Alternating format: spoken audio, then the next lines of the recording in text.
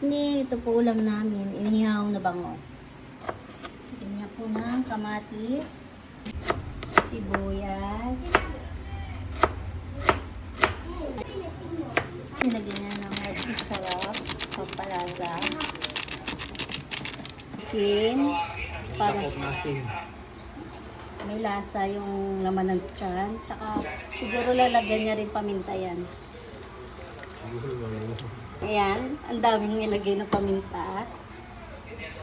Halo, halo, halo. Ulam po namin ngayon yan, ihaw.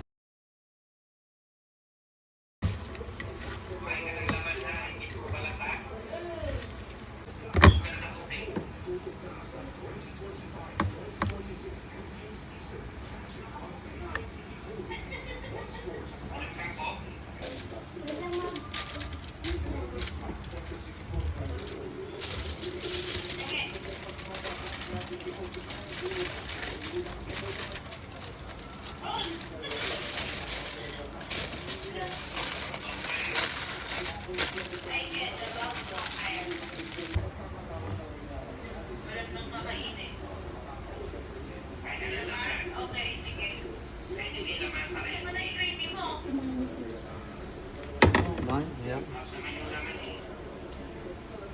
Mamit, tangali sa atin.